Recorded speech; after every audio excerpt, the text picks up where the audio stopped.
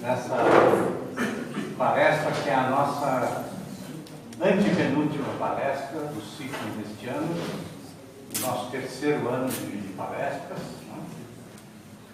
Como eu sempre faço, eu sempre falo um pouquinho sobre a palestra da semana que vem. E na próxima quinta-feira nós vamos ter, falando conosco, o Silvio Medeiros, que está aqui. Você não fica de pé para todo mundo te ver? O Silvio é um dos principais publicitários do Brasil, sem nenhum exagero. É um profissional que tem acumulado prêmios internacionais em todos os festivais de publicidade há muitos anos. Mas também, paralelamente a isso, é um intelectual, um grande palestrante. Se vocês procurarem no YouTube, ele tem alguns vídeos magníficos, né? Ele faz, por exemplo, a análise sobre o Saul Alinsky, que é um pensador de esquerda norte-americano, que está na base aí de todo o pensamento esquerdista contemporâneo, não só nos Estados Unidos. Tem um outro vídeo ótimo sobre o David Horowitz, que é um outro intelectual norte-americano, mas que fez o processo inverso, né?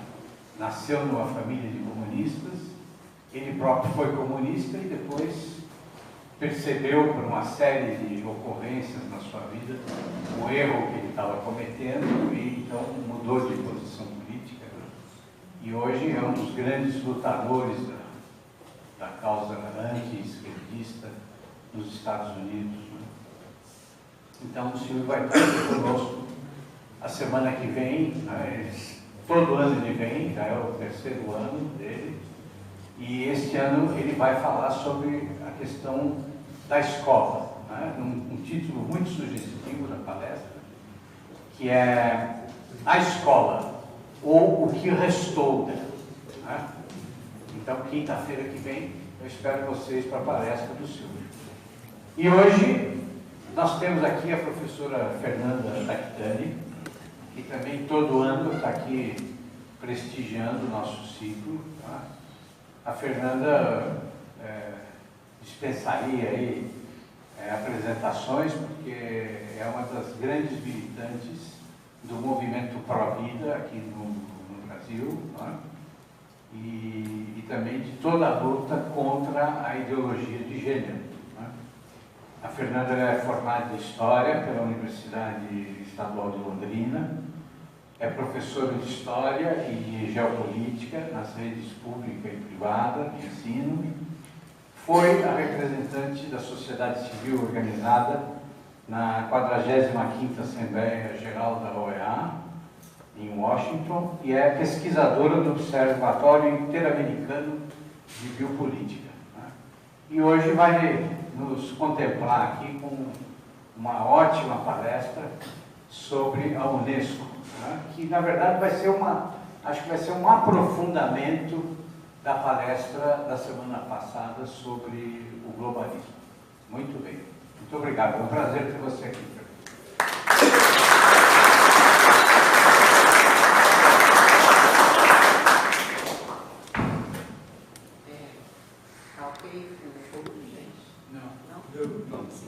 Eu sei que esse daqui sanasse a necessidade. Não, é uma pegadinha do Saul. Boa noite. Bom que a gente está aqui mais uma vez. Agradeço o convite do professor Rodrigo, agradeço a disponibilidade da paróquia, da Casa Paroquial aqui da Santa Generosa, e agradeço a presença de todos vocês.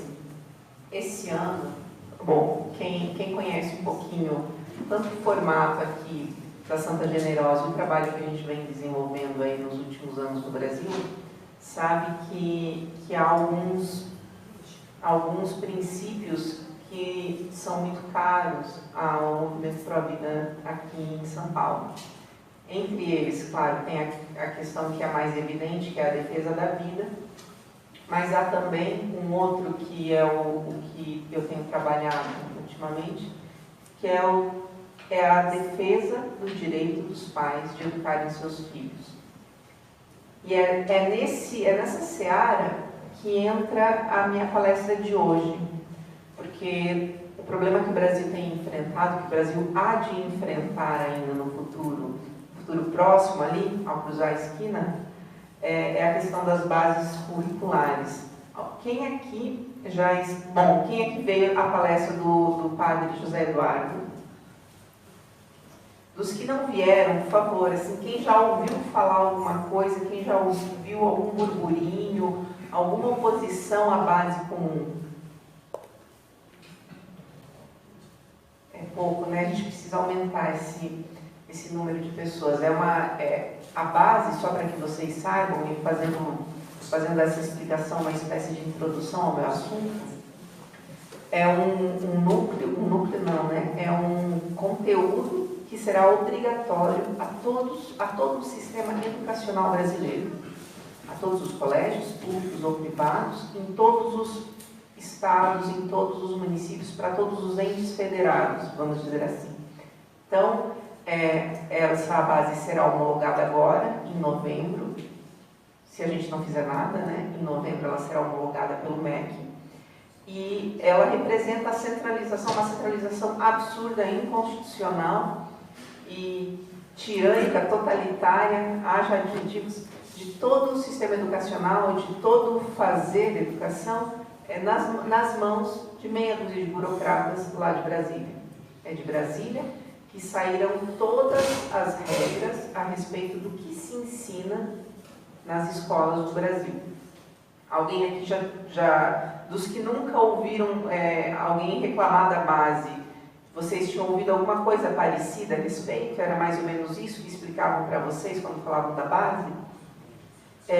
O problema é que um aparato legal tão grande como esse, tão poderoso como esse, ele é um verdadeiro perigo, é uma arma apontada ao direito dos pais de educarem seus filhos. Porque aquela comunidade que é própria da escola, né? Aquela comunidade da qual fazem parte os alunos, a família e os professores, ela é atropelada por essa sanha controladora que desconsidera completamente a vida do aluno, as questões morais, as objeções, os incentivos, as sugestões que os pais possam querer dar à educação dos filhos e, como eu falei, centraliza tudo em Brasília. Não é à toa que essas coisas estão acontecendo. Não é acidente de percurso, não foi alguém que teve uma ideia espivetada e que acabou passando e agora nos deparamos com essa questão da base curricular para normatizar todo o ensino no Brasil. Gente, imagina, um país continental como o nosso, 200 milhões de habitantes, e você vai ter um único currículo para todos os alunos, de realidades tão díspares como uma megalópole como São Paulo e, sei lá, o interior do Pará. Tudo o mesmo currículo, todo do mesmo jeito, tendo que ensinar aquilo. Esses planos e essas tentativas de uniformizar o ensino, eles fazem parte de uma tomada ainda maior do ensino, de uma tomada de assalto que é feita por alguns grupos que têm um interesse muito grande na educação dos nossos filhos. Eles entendem que é através da educação que eles vão mudar as coisas, que eles vão alterar comportamentos e, por isso, eles miram na educação das crianças cada vez mais cedo. Para poder esclarecer um pouco mais as pessoas, eu não vim aqui falar da base. Quem falou da base, com muita autoridade, foi o padre José Eduardo. Mas para a gente entender melhor esses movimentos, se faz necessário a gente entender os agentes. Quem está agindo? Quem está propondo? Quem está pressionando? Quem está mandando consultores? E a minha palestra hoje é uma tentativa de responder a essa pergunta. Quem são os agentes? Eu não vou falar de todos os agentes que tentam pressionar e manipular, interferir no processo educacional dos nossos filhos. A gente não tem tempo e eu também não estudei para falar sobre todos, eu não saberia falar. Do que eu estudei e do que o tempo nos possibilita, eu gostaria de falar de um em especial, que nasceu justamente para isso, que é a Unesco. A Unesco é um dos tentáculos da ONU, né? É uma dessas grandes agências da ONU, junto com a FAO, a OMS, são agências assim de grande porte, até em termos burocráticos mesmo falando, e ela nasceu com o intuito de justamente ser o escritório responsável pela educação. Vou passando aqui. Poxa, eu acho que ficou cortado, né? Será que tem como diminuir um pouquinho?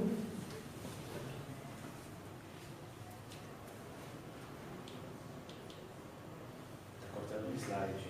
Ah, é o slide que está cortando? Ah, então é a culpa é minha. Projetor. E não tem como mexer, né? Fui eu que fiz os slides, então vocês imaginem, não deve estar muita coisa mesmo. Não, então deixa, eu só ia colocar lá aqui. Pode voltar, será que consegue? Alguém que tem habilidades extremas no Windows, sabe mexer com resolução? Não, porque ele Não ele está precisa. cortando o topo, senão a gente estaria vindo ali em cima. Né? Ali ele só vai mexer no enquadramento. Temos um voluntário. Ele é feito em PowerPoint? É PowerPoint.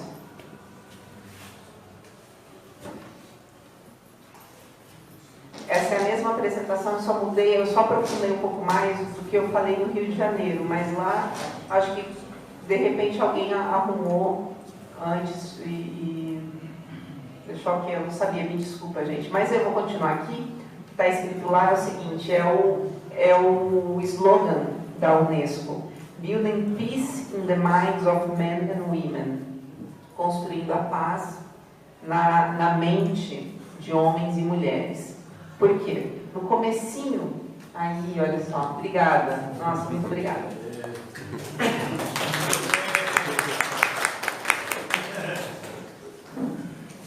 Esse, como eu falei, é o slogan da Unesco, né? E aqui está alguns dados sobre ela. Criada em 1946, sede em Paris. Não é gostoso ser burocrata da educação, mas tentando meter o bedelho na educação do filho dos outros lá em Paris? Deve ser, né? Eles tentam falar sobre a África, ninguém abre escritório na África. Tentam fazer controle populacional na Ásia, ninguém vai morar nos países do terceiro mundo da Ásia. Eles ficam lá de Paris, lá da Suíça, lá de Nova York, tentando, né? Genebra, tranquilo. Então, aqui, o primeiro presidente da Unesco é um senhor que talvez vocês até já conheçam. O nome dele é Julian Huxley.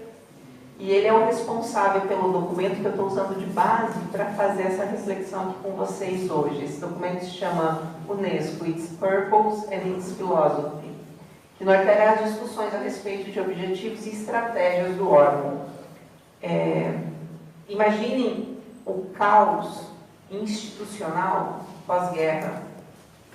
Vários países não existem mais, né? Foram varridos do mapa. Você tem o Estado soviético, o imperialismo soviético a toda. Aliás, a esquerda sempre fala de imperialismo americano. Eu não lembro dos Estados Unidos terem invadido um território de alguém, mas eu lembro dos soviéticos, dos russos terem invadido o território dos húngaros, né? Terem tomado de assalto a Polônia, todo o leste. Quando você fala, tem imperialismo, entendi. É mais ou menos feito o que a Rússia fez na Europa, no leste europeu. Aí eles ficam meio sem saber para onde ir. Mas, enfim, tentem imaginar todo esse cenário caótico, esse vácuo de poder, né? Esse enfraquecimento até do Estado-nação, em que ele dá uma fraquejada naquela hora. E você já tem um outro grupo de poder pronto para mostrar qual vai ser a solução para que nenhuma guerra aconteça novamente, para que os horrores da Primeira Guerra não aconteçam. É sempre assim, né? A Liga das Nações é para curar, entre aspas, os horrores da Primeira Guerra. Aí vem a Segunda Guerra, daí eles vêm com tiram da cartola outra vez uma solução, que a solução, assim, por algum acaso, passa por dar praticamente todo o poder a eles, né? E eles chamam de ONU, a ONU vai acabar com todas as guerras. Então, nessa bagunça que você tem a criação da Unesco em 46. E esse documento aqui, ele é um documento que é assim a alma da Unesco. Tá? Bom, ok, formamos a ONU, né? Tem a ONU está ali naquele começo, aquela bagunça sem muito dinheiro também, teve que, não é assim tão fácil você obter, não é ao menos tão fácil obter dinheiro, então pensaram a Unesco. E o que faremos com a Unesco? Como vai ser? O que vai deixar de ser? Bom, a resposta ela vai ser procurada justamente nesse documento aí, que foi redigido pelo Huxley. Vocês conhecem o irmão, provavelmente, do Julian, que é o Aldous.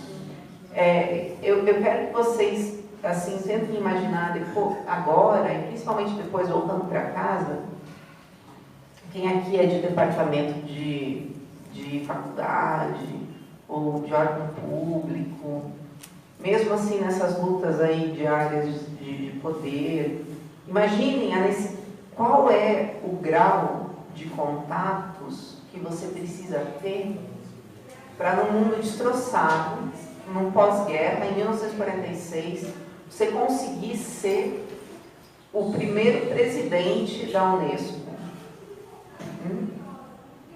Quantas conexões você precisa ter com operadores do poder para você conseguir esse cargo, para você conseguir fazer valer a sua visão de mundo dentro de um órgão como a Unesco, um órgão que se propunha ser o controlador de toda a questão cultural, de todo o pensamento. Esse é o Huxley, o Julian Huxley, um senhor com muitos contatos, com muito poder, dessa elite que não dá muito as caras, é uma elite mais discreta, não disputa eleições, não participa de debates públicos, fica atuando ali sempre nas sombras, né? É esse senhor aqui, ó, 1975, ano da morte dele. E quem era o Huxley? O Huxley fundamentalmente era um eugenista. O avô dele, eu vou passar, pode ficar tranquilo que eu passo a parte, né? Vou deixar. O avô do Huxley, ele foi o Bulldog de Darwin. Vocês já ouviram essa expressão? O avô dele foi quem ajudou muito a fazer, porque a teoria da evolução, e isso eu não estou entrando, eu não estou contestando ou não, né? Eu não tenho essa capacidade aí de fazer uma palestra para vocês mostrando porque a teoria da evolução é verdadeira ou falsa. Não é o ponto que eu vou tratar aqui. Mas quando você vai fazer uma história da ciência e você vai lá ver os debates a respeito da teoria da evolução, não é como muita gente pensa hoje. O que as pessoas imaginam? Que a teoria foi apresentada, aquela hipótese foi apresentada e que toda a academia, toda a comunidade acadêmica se rendeu aos fatos e falou assim, não, realmente aqui está a verdade, vamos deixar de começar a falar sobre outras coisas, porque qualquer coisa que não seja a teoria da evolução para explicar a vida no planeta é pura balela. Não foi assim que aconteceu. Houve muita pressão. Sabe o que acontece hoje com a questão climática, com o aquecimento global? Claro, hoje muito mais profissional, mas de uma maneira incipiente, de uma maneira quase que rudimentar. Foi isso que aconteceu no debate na sociedade inglesa a respeito da teoria da evolução. E um dos grandes defensores do posicionamento do Darwin, que ajudou a perseguir, como eu posso falar, tentar sabotar o trabalho alheio, foi o avô do Huxley. Então ele é um evolucionista, não assim por ter conhecido por ter lido e gostado, ou quase que por ter tropeçado na teoria. Há toda uma tradição na família dele de defesa do evolucionismo. E essa tradição fica muito claro que lá pelas tantas ela sai da esfera meramente biológica e ela vira um evolucionismo social. E é assim, hoje eles precisam, hoje os evolucionistas e todo esse pessoal elitista, que tenta, progressista, vou usar a palavra correta, tenta se distanciar da eugenia. Mas nada mais progressista no século passado, no comecinho do século passado, do que a eugenia. Era assim, era carne de vaca, era a coisa mais comum. E era falado sem medo. Vocês lembram das pessoas que há 20 anos atrás defendiam, há 15 anos atrás defendiam o que estava acontecendo na Venezuela? Hoje, todo mundo fica quieto. Mas você sabia, você apontava, olha, isso aqui não está certo, isso aqui vai dar ruim, vai dar errado. Hoje é claro, é cristalino que há problemas e que deu ruim, e que deu errado. Mas naquela época, a dita esquerda festiva, não tem um videozinho que eu tô com Maduro, levante, não sei o quê? É a mesma coisa a eugenia. Até que eles não tropecem, até que não ceifem vidas com aqueles erros que são defendidos na teoria, né? até que não se materialize toda a barbárie daqueles pressupostos, o pessoal defende sem muita vergonha. Então, o Huxley era um eugenista de carteirinha. Tá?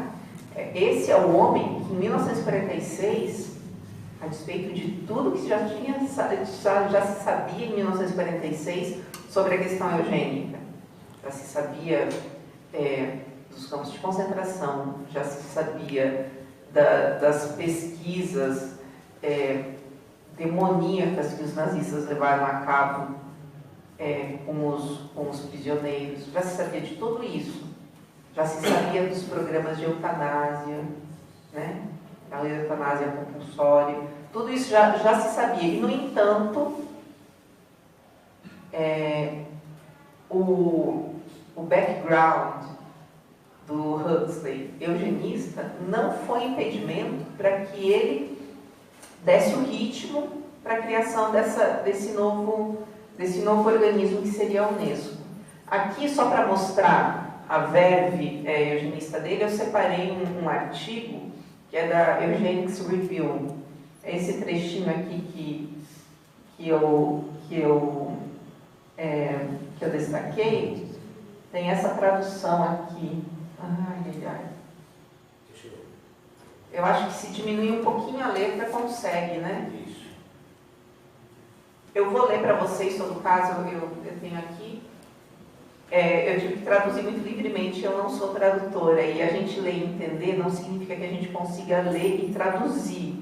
Então, vocês me perdoem, porque é uma tradução amadora, mas lá vai. Isso que está escrito na Eugenics Reviews, é mais ou menos de 1935 ou 36, eu não me recordo qual é o ano. O extrato mais baixo, alegadamente menos bem dotados geneticamente, estão se reproduzindo, está se reproduzindo relativamente mais rápido. Portanto, olha lá, métodos de controle de natalidade devem ser a eles ensinados. Não deve haver fácil acesso a tratamentos paliativos ou hospitalares, evitando assim que o último controle da seleção natural não torne muito fácil para crianças sejam produzidas ou mesmo sobrevivam. Longo desemprego deve ser motivo para esterilização. Você entendeu? Você vai ficar cuidando de todo pobre que aparecer, vai ter muito pobre. Não pode ser tão fácil assim chegar no hospital e já ter o atendimento. Vocês entenderam o que ele está falando aí? Não deve haver fácil acesso a tratamentos paliativos ou hospitalares, evitando assim que o último controle de seleção natural. Qual que é o último controle da seleção natural? É a doença. Né? A doença, a pobreza, aquela pessoa que nasceu com alguma deficiência. Não é uma doença, é um controle. Vem à mente de vocês o caso do menininho Charles Gard? a gente se pergunta, meu Deus, como assim 2017? Horas. O que vocês acham que mudou da década de 30 para cá? Tiraram aquele bigodinho fora de moda, não marcham, estão um pouco mais sofisticados na argumentação, só isso. Os princípios estão todos ali, tá bom? Esse é, como eu falei, o fulano que conseguiu, isso aqui ele escreveu e 10 anos depois, mais ou menos, ele estava lá presidindo a Unesco, presidindo as sessões plenárias que formariam a primeira Constituição. Esse texto que eu vou passar, né? Que eu vou passar depois, que a gente vai analisar, é o texto base para a construção da Constituição da Unesco. Então, aqui, 2 objetivos maiores da Unesco. 1, servir aos fins e objetivos das Nações Unidas, e o fim e os objetivos das Nações Unidas, da ONU, é a criação de um governo mundial. E 2, promover todos os aspectos da educação, ciência e cultura no sentido mais amplo de tais palavras. É muito interessante porque ele sempre fica batendo na questão de que é no sentido mais amplo, tá? As ciências, a educação e a cultura, não nessa ideia assim reduzida como se fosse ciências matemáticas, a química, a física, não. A Unesco, ela nasce para controlar, para promover todos os aspectos da cultura, inclusive a linguagem. Vocês lembram de 1984, aquele livro que tem a Police, que é a polícia do pensamento? É isso que é a Unesco, na real. Eles precisam florear muito, colocar algumas palavras lá para que não fique tão evidente de prima, mas é isso que é a Unesco. Vou continuar aqui. Esse aqui é o documento. Fiz questão de fazer print porque às vezes a pessoa, assim, por não perceber, vocês podem digitar esse nome aqui no Google, que vocês vão encontrar esse PDF, tá? É a Comissão Preparatória da Unesco, né? By Julian Huxley. Tá até com carimbo e tudo mais. E aí, eu pergunto, qual que é a delimitação epistemológica das ciências, como eu acabei de falar para vocês, segundo a Unesco? O documento, o Huxley vai responder para a gente. A ciência não deve ser tomada no sentido estrito em que às vezes é empregada nos países da língua inglesa, como denotando apenas ciências matemáticas e ciências naturais, mas o mais amplamente possível, para abranger todas as atividades, principalmente intelectuais do homem. É o que você pensa, qualquer coisa que você faça com o seu intelecto, qualquer coisa que você faça acordado, que você não esteja dormindo, a Unesco está interessada. Tá? A Unesco acha que é da seara dela, que está dentro das funções dela, meter o bedelho naquilo que você está pensando. A Unesco precisa não só de um conjunto de objetivos e objetos gerais, é ele falando, quando ele está falando sobre como é que deve ser a Unesco e tudo mais, mas também de uma filosofia de trabalho, uma hipótese de trabalho sobre a existência humana. Eles estão falando sobre uma antropologia. O que entendemos sobre o homem, né? E seus objetivos e objetos, que ditarão, ou pelo menos indicarão, uma linha de abordagem definitiva para esses problemas. Veja, metodologicamente, o Huxley está certo, porque se a Unesco ela quer se intrometer até no pensamento das pessoas, para esse trabalho ser eficaz, para eles conseguirem realmente levar a cabo, eles precisam parar e pensar. Não adianta, às vezes um dos grandes problemas, assim, grandes problemas não, uma das coisas que eu vejo, às vezes, no movimento pró-vida, é que você tem muitas pessoas que são ativistas, no sentido de que elas só querem fazer coisas, querem fazer. Você fala, beleza, para e estuda, vamos estudar. A gente vai fazer coisas, mas a gente vai estudar também. E ela só quer fazer muitas coisas, sem parar para pensar. Eu considero um problema, porque aí você faz coisas, você acaba metendo os pés pelas mãos. E o Huxley também acha isso. Ele acha que você vai meter os pés pelas mãos se você não parar, pensar e ter muito claro qual é a filosofia que vai animar, que vai ser a alma, que vai ser a energia do trabalho da Unesco. Então é isso que ele está falando aqui, ó. Vamos começar só para ver quem vai para o cargo tal, como é que a gente vai fazer uma escolinha em tal lugar. Não é isso. Aqui a gente precisa falar qual vai ser a filosofia que a gente vai escolher para nortear todos os nossos trabalhos. E aí, eu não coloquei aqui, mas aí ele vai falando assim, será que seria o cristianismo? Ah, mas tem tanta gente que não é cristão. Será que seria o hinduísmo? O judaísmo? Eu acho que não pode ser alguma coisa que esteja ligada a uma religião. Aí ele fala assim, daí ele continua argumentando. Mas também não dá para ser um materialismo. Por quê? Porque eu acho que eles entenderam que realmente o materialismo, ele é muito... como eu posso falar? Ele não é natural do homem. O homem tem escrito no coração um desejo por Deus. Então, aquele materialismo, aquele imanentismo próprio, por exemplo, dos sistemas comunistas, que ele estava vendo, que ele era, né, imagina uma pessoa que consegue transitar nessas esferas de poder, sabia muito bem o que acontecia na União Soviética, sabia muito bem o que acontecia no leste europeu. Então ele fala assim, esse sistema não vai dar certo. As pessoas vão acabar se revoltando porque elas têm uma necessidade de Deus. Então como é que o que a gente vai fazer? Como é que, é um humanismo, mas que tipo de humanismo? E aí ele vai tentando responder como é que ele vai lapidando uma resposta, ele vai tentando procurar uma resposta para essa pergunta, para essa necessidade, que ele fala, olha, sem uma filosofia muito forte, a gente vai nadar e morrer na praia. A gente precisa saber quem a gente é, o que a gente quer, para a gente poder entender que caminho seguir. E aí ele continua aqui.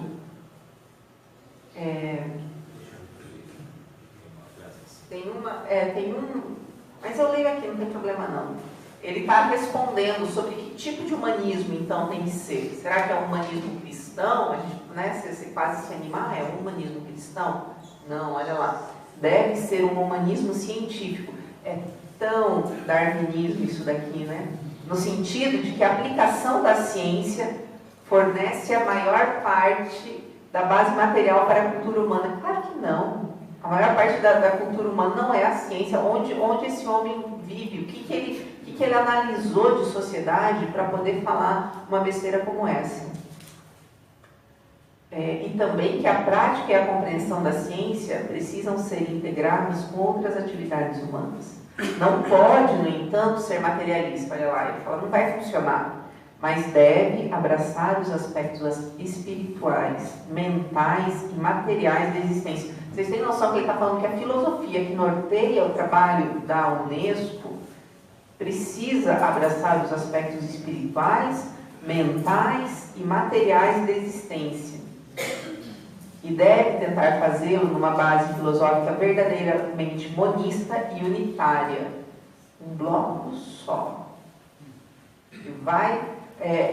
Quem aqui já leu, já estudou, já meditou a respeito daquela obra do Monsenhor Sanaúba, Poder Global e Religião Universal? É isso.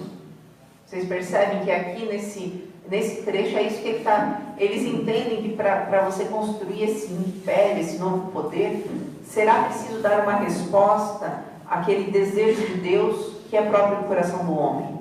E eles falam, beleza, a gente vai dar uma resposta. Tá? A gente vai responder a esses anseios, tanto no âmbito espiritual, cultural, material, mental, tudo isso vai ser respondido. E ele fala, tem que ser levado em consideração. Se a gente não levar isso em consideração na hora de pensar as atividades e os objetivos imediatos e gerais da Unesco, a gente vai dar com os burros na água.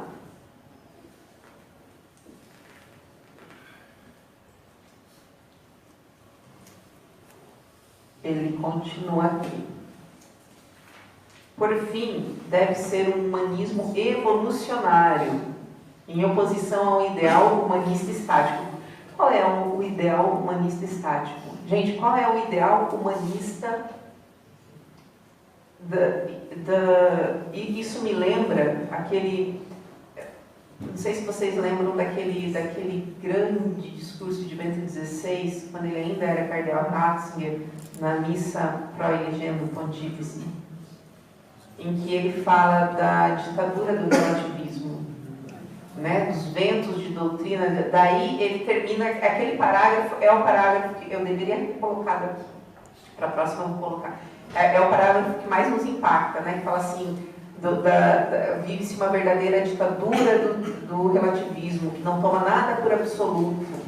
Aí, outro parágrafo, ele fala assim, mas nós, porém, para nós, o verdadeiro modelo, e a medida de todas as coisas, é o Cristo. Tipo, a gente não está nessa toada de ditadura. Nosso modelo é o Cristo. O que o Cristo é para nós? É um ideal humanista estático. Cristo não melhorou de 2000 anos para cá. Cristo não mudou. Então, Cristo não serve porque ele não é evolucionário. Ele não está sempre se metamorfoseando. Então, olha lá, o seu humanismo é essencial. É essencial para a Unesco adotar uma abordagem evolucionária. Se não o fizer, sua filosofia será falsa. Vocês entendem? Olha o quão embrenhada na carne desse homem estava a teoria da evolução e a eugenia. Vocês acham que teve um dia que ele chegou, olhou para os campos de concentração e falou, nossa, que horrível, deixa para lá, não sou mais eugenista? Sempre foi, morreu sendo, eu imagino. Só que teve que esconder um pouquinho, porque, né, as relações públicas devem ter pedido para ele deixar um pouquinho para lá. Se não o fizer, sua filosofia será falsa. O seu humanismo seria, né, é um erro de tradução, na melhor das hipóteses, parcial, na pior, equivocado. Vamos justificar essa afirmação em detalhes mais tarde. Aqui, basta lembrar que nas últimas décadas foi possível desenvolver uma teoria da evolução geral que pode fornecer os andaimes intelectuais necessários para o humanismo moderno. Continua. Isso deve, nos parece, ser um humanismo científico mundial. Um humanismo é o homem à medida de todas as coisas. Ele é evolucionário, como eu falei antes. Ele é científico. Tá? É um método empírico, no fundo é isso. Está ali, se não tivesse, eu não consegui provar através da ciência, esqueça. E ele é mundial, global em extensão e de fundo evolucionário. Quais são as outras implicações práticas e teóricas de tal perspectiva? Devemos examinar isso detalhadamente antes de analisarmos as atividades da Unesco, seção por seção. Vocês viram como ele dá uma importância muito grande a essa discussão filosófica. Deixa para depois o que vai fazer cada coisa, cada departamento, isso daí a gente cuida depois. Primeiro, vamos tratar, e nisso ele está certo, tratar de definir a filosofia do nosso trabalho. Nosso trabalho vai ser um mero desdobramento dos princípios filosóficos, e é isso que acontece com a Unesco.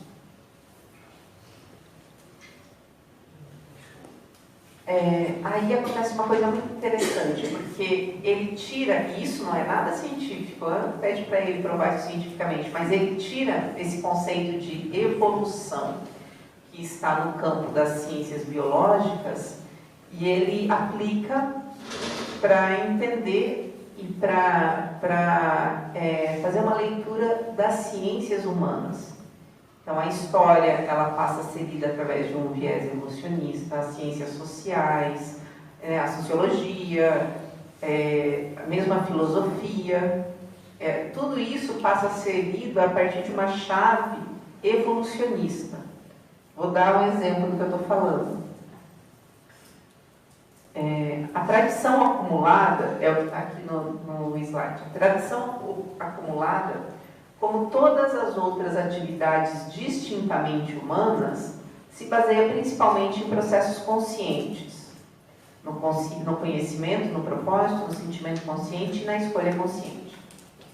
Assim, olha lá, a luta pela existência subjacente à seleção natural é cada vez mais substituída por seleção consciente, uma luta entre ideias e valores na consciência. A ideia de que o mais apto sobrevive lá no meio da África, então é o leão que corre mais, é a girafinha que é a mais alta, enfim, não sei quais são os atributos, e isso daí ele tira desse campo meramente biológico e aplica as ideias. Então a sua ideia ela não é verdadeira ou falsa. Ela é válida ou é não válida para um sistema de evolução da sociedade. Se a sociedade está evoluindo com ideias eugênicas, é porque ela é verdade, vale. Não há imoralidade. Vocês perceberam como acontece essa troca? Se for melhor para a sociedade, no sentido de produção e de maior número de pessoas vivendo, que se acabe com a família, por exemplo, dane-se toda a tradição acumulada que via na família o porto seguro das pessoas. Ele coloca as ideias para brigarem. E vocês imaginam assim a zebra correndo e o leão correndo atrás, lá na África?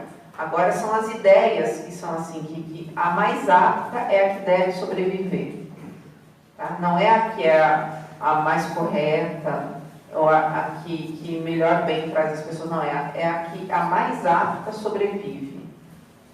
Nada mais contrário, realmente, a tudo que nós pensamos, a tudo que a filosofia, que Aristóteles pensou a respeito, por exemplo, do bem comum. Vocês percebem que entra num antagonismo assim, quase que inconciliável. Você não tem como ter um pé cá e outro lá. Sabe? Se balançar, se equilibrar entre as duas coisas. Porque essa visão, essa retirada da teoria da evolução, da área da ciência, das ciências biológicas e enxertada na análise das realidades humanas, das ciências humanas, isso aqui é a receita realmente para você criar uma ditadura. E para criar um poder que inevitavelmente vai perseguir os cristãos.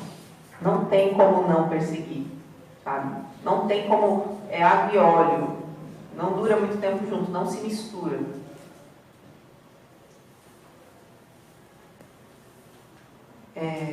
A análise do progresso evolucionário nos dá certos... Calma aí, deixa eu voltar. Tradição acumulada. A análise do progresso evolucionário nos dá certos critérios para julgar a correção ou o mal de nossos objetivos e atividades.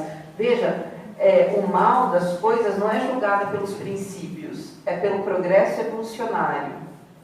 É certo ou é errado assaltar uma velhinha que acabou de retirar a aposentadoria do banco? Você não tem um valor a priori que pode referendar ou não essa prática. Você tem que pensar no progresso evolucionário. Se ajudou a progredir, tudo bem. Tendências que a Unesco deve levar em conta, né? Tem como voltar aqui? Voltar? Não, voltar não, desculpa, diminuir. Sim,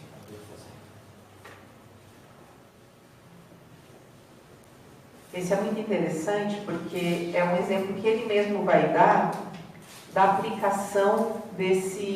Eu acho que ele percebeu que não ia ficar tão claro para as pessoas, que ele floreou tanto, que ele deixou tão limpinho, que de repente as pessoas não iam entender direito o que ele estava falando. E aí ele vai dar esse exemplo aqui, ó. Daí ele está falando assim, por exemplo, mesmo conhecimento que parece ser totalmente benéfico, pode ser aplicado de tal forma que não promova o progresso. Assim, a aplicação da ciência médica pode aumentar o número de seres humanos em uma determinada área, mas diminuir a sua qualidade ou suas oportunidades para o gozo da vida. E, em caso afirmativo, né, caso realmente diminua a qualidade de vida das pessoas, a luz do nosso critério básico de direção evolucionário é errado. Vocês entenderam o que ele está falando? Pô, às vezes vai dar penicilina para a pessoa, ela vai viver mais, parece que é uma coisa boa, olha, que bom, inventou a penicilina, a pessoa vai poder viver mais. Mas se isso fizer com que a sua cidade se encha de pobre, não é certo não. A pessoa vai poder gozar a vida? Será que é certo? Ai, que bom, tem UTI neonatal, as crianças podem... Ai, que bom, tem um tratamento nos Estados Unidos que pode reverter a doença do Charlie Gard. Não, bom assim, pero muito, né? Você vai querer ficar lidando com alguém com deficiência o resto da vida? Alguém que não vai poder trabalhar? Alguém que não vai poder consumir? Não se engane, se tiver esse tipo de... Isso daí não é progresso, não. É isso que ele está falando aqui.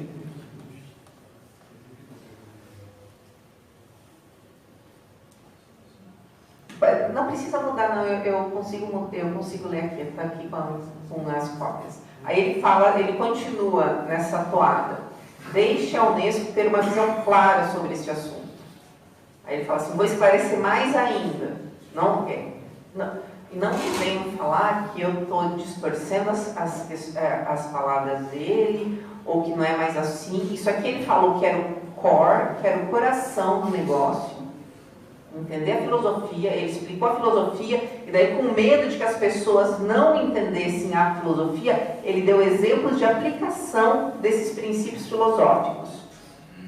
É ele que está falando aqui. Deixa a Unesco ter uma visão bem clara sobre esse assunto. Deixa a Unesco esclarecer bem para você o que a gente está falando. Ó, vê se você entende. A quantidade é importante, mas como meio, uma base para a qualidade. É verdade que não se poderia dar continuidade a uma civilização moderna com uma população do tamanho de uma tribo. Há, no entanto, um óptimo de tamanho para cada organização humana, assim como para todo tipo de organismo.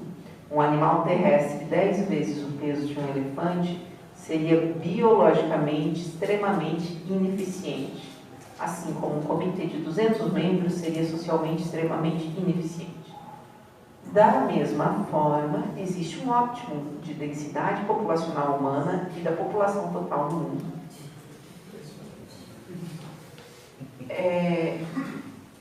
Veja, para ele, não tem muita diferença, sabe? De um vírus, uma ameba, um elefante, uma pessoa. Tudo assim... ele trata, vocês viram que ele sempre vai fazendo exemplos, é próprio, você vê assim que tem uma pegada, né, umas pistas que você fala assim, o cara é eugenista, o cara realmente é evolucionista. Porque é como se realmente o ser humano não tivesse aquilo que a gente preza tanto, que é a dignidade da pessoa humana. Não, você é alguma coisinha, um rato um pouco melhorado, é isso que você é. É mais ou menos isso que ele está falando aqui é mais ou menos isso que ele pensava e que norteou, como eu falei, os trabalhos da Unesco. A gente tem 1h30, é isso? A gente tem mais 45 minutos. Tá. 40. E daí... Depois abre para pergunta. Tá.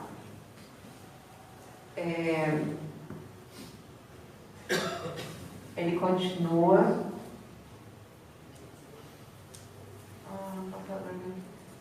Assim, aqui, então, eu vou fechar esse tema. Convido todos a lerem esse documento. Não é um documento muito grande, tá? Vale a pena vocês lerem. Mas agora eu fecho essa questão, que é uma questão assim, bem de base, que é a filosofia. E aí, em cima dessa base, ele vai assentar uma outra camada. Que ela está mais... Agora, ela sai um tanto dessa filosofia, ele vai aplicar essa filosofia à organização política. Tá? Então, passou aquela camada de filosofia, vem a segunda camada, que é de política. E aí ele vai começar a falar da organização do poder do mundo e como que a Unesco entra nesse esforço de organização. Continua. Por conseguinte, olha lá, embora a unificação política em algum tipo de governo mundial seja necessária para a consecução definitiva deste estágio, a unificação nas coisas da mente não é somente necessária, mas pode abrir caminhos para outros tipos de unificação. Assim, no passado, as grandes religiões unificaram os pensamentos e atitudes de grandes regiões da superfície terrestre. E nos últimos tempos, a ciência, tanto diretamente através de suas ideias, como indiretamente através de suas aplicações no encolhimento do mundo, tem sido um fator poderoso no direcionamento dos pensamentos dos homens sobre as possibilidades e a necessidade de uma unidade mundial completa. Vocês lembram? Monista e unitária é um bloco, tá? Não tem... Hoje eles gostam de brincar de diversidade porque essa é uma arma estratégica deles. O dia que acabar, que não houver mais necessidade disso, meu filho, acabou essa palhaçada de diversidade. É monista e trinitário, como ele falou aqui, ó.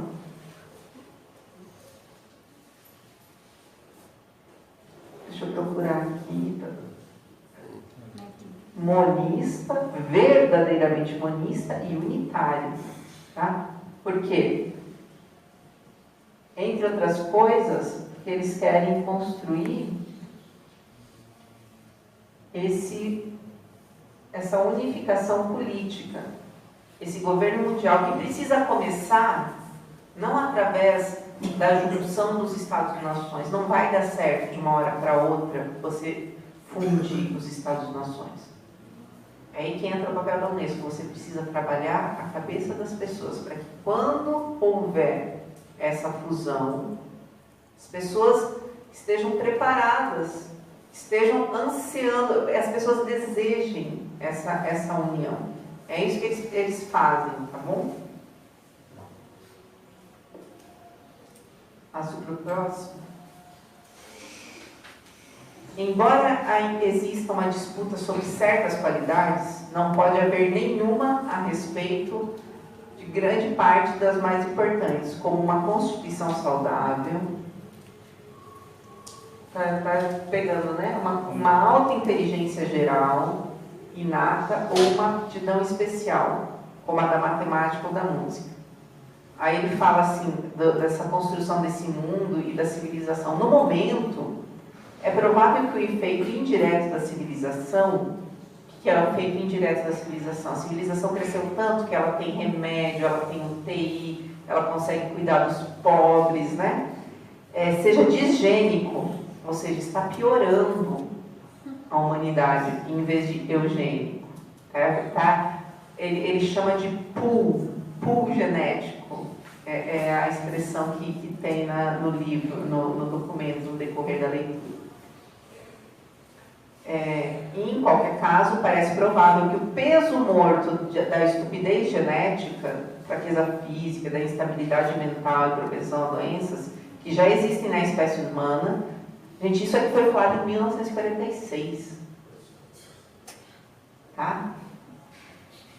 1946. Eu acho que eles não tinham nem ideia de que a gente teria uma internet, ou se eles tinham ideia, eles não sabiam que eles não a controlariam tanto, ao menos não agora.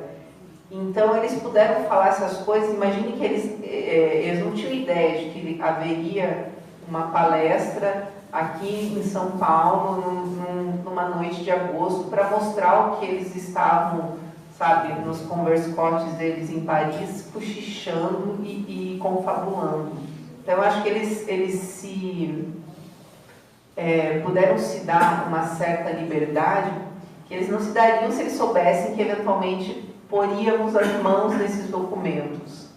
Veio o PDF, veio a internet, qualquer um que puder chegar em casa vai poder baixar isso daqui. Mas olha lá, o peso morto da estupidez genética, da fraqueza física, instabilidade mental e propensão a doenças. Propensão a doenças. Você nem está doente, hein? vocês pensaram, você não está doente. Mas, ó, 70% de chance, sei lá, de você ter diabetes, de você não conseguir, sei lá, ter um problema mental, ou um problema daquele tipo de problema que você tem, alguém aqui da área médica, me socorro, que vai impossibilitando o controle muscular das pessoas. Degenerativo. Isso, essas doenças degenerativas. O que você acha que acontece com pessoas com doenças degenerativas nesse mundo governado pela Unesco, pela elite que pariu a Unesco? Trabalha até quando conseguir, depois, ó. É óbvio, aí aqui eu faço um parênteses, que a gente está chegando nessa situação, né? É um caminho assim até natural. Poxa, essas crises previdenciárias, não existe uma crise previdenciária. Existe um sistema previdenciário que nunca funcionou e nunca funcionará, e existe a colheita dos frutos do controle populacional. Então não é uma crise que está acontecendo agora e que depois sempre vai ser assim, gente. A única solução é matar essa velharada. É isso que eles pensam.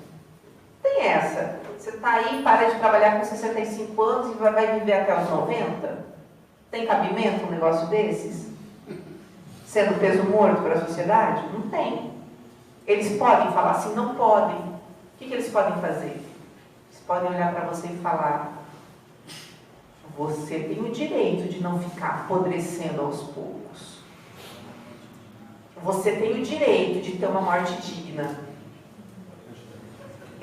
Imaginem que as universidades hoje, elas são assim, mercados, sabe? Você tem uma receita na cabeça, eu preciso comprar farinha, tomate, sabe, manteiga, você vai lá e pega o que você precisa. Então eles precisam, como eles precisaram do aborto num certo momento, como eles precisaram da ideologia de gênero, eles foram lá naquele hospício que se chama universidade, eles conseguem encontrar uma ideologia que defenda qualquer coisa.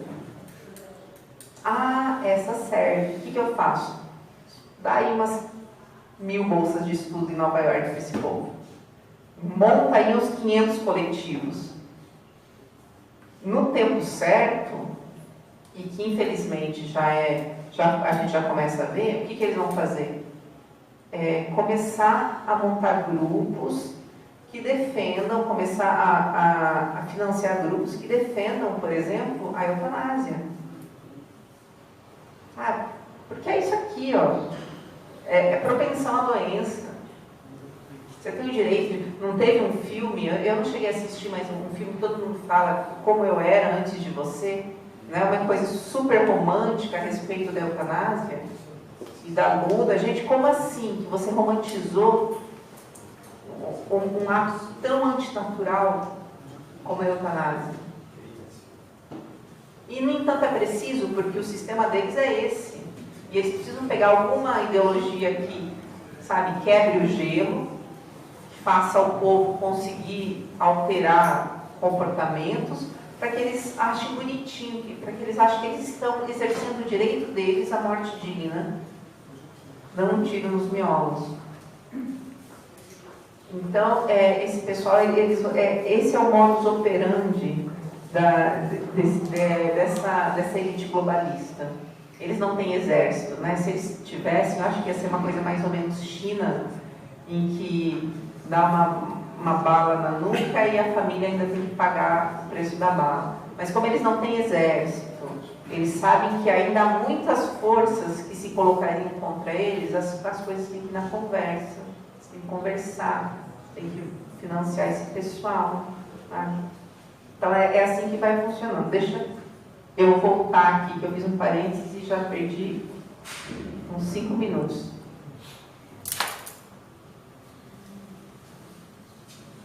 Aí ele continua. Pode deixar que eu leio aqui. Assim, embora seja bem verdade, olha lá como ele tinha ciência das coisas, que qualquer política eugênica radical será, por muitos anos, politicamente e psicologicamente impossível. Claro, né? 46, todo mundo sabendo o que aconteceu na Europa. será importante para a Unesco ver que o problema eugênico seja examinado com o maior cuidado, que a mente pública seja informada das questões em jogo, de modo que muito do que agora é impensável possa pelo menos se tornar pensável. Eu sei que a gente não tem clima, o Hitler errou a mão, fez umas coisas aí que não dá para fazer agora. Eu entendo, eu sei que não, sabe, não dá, gente. Mas, ó, a gente tem que trabalhar sempre indo até a medida das possibilidades, para que, não é que para aprovar a eutanásia amanhã, não é para aprovar a eugenia amanhã, não. Olha como eles são pacientes. Para pelo menos começar a tornar aquilo que é impensável, impensável em espaço pensável. Depois de pensável, desejável. Depois de desejável, direito. Depois de direito, meu filho, obrigatório. Tá bom? É mais ou menos assim que vai acontecer.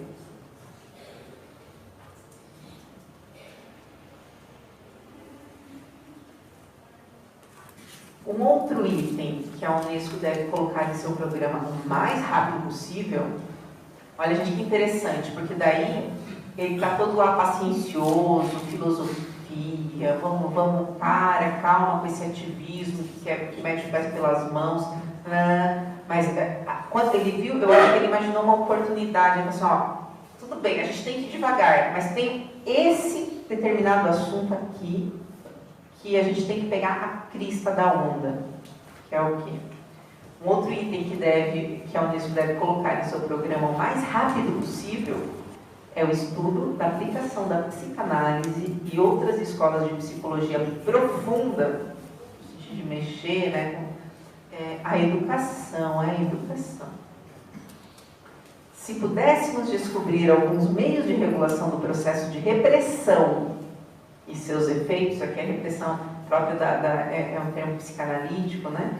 Conseguiríamos, sem dúvida, ser capazes de tornar o mundo mais feliz e eficiente, é o que importa.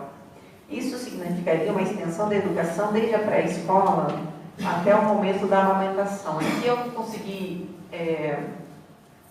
achar o termo muito bem, ele fala de nursery. Então, assim, desde que não seria amamentação, mas é isso, é um bebezinho de colo. Ele fala assim, olha, se a gente conseguir essa coisa nova que surgiu aí, a psicanálise, né, lembra? Psicanálise década de 20, 30, então, também você não tem grandes versados, ela não se espalhou ainda, né, apropriadamente, assim, ainda é uma moda, é uma novidade. No entanto, você fala, mas aquilo ali, olha, eu acho que aqui dá jogo, hein? Se a gente pegar isso aqui, vai ser bom pra gente. A gente precisa trabalhar nisso aqui. Não sei como. Vamos montar uns grupos de estudos para entender, para ver como é que a gente vai aplicar. Se a gente conseguir trabalhar nesse campo, nessa nova área de atividades, a gente vai conseguir interferir na educação desde quando a criança está no colo, é uma criancinha de um bebezinho de colo. Percebam, eu não vou entrar, não é o objeto da minha palestra hoje, mas tem tudo a ver. Daí depois a gente vai ter, anos depois a gente tem quem? A gente tem o Pascal Bernardin, mostrando exatamente como eles se aplicaram a esse apontamento do Hudson, e foram lá correr atrás de entender o que raios é esse negócio de psicanálise, psicologia, e aplicaram isso à educação.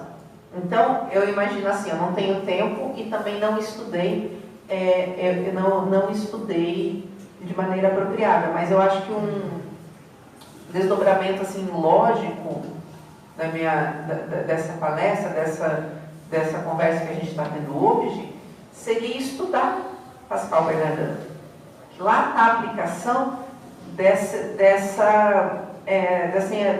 dessa chamada de atenção que o Huxley fez. Lá você vê a aplicação.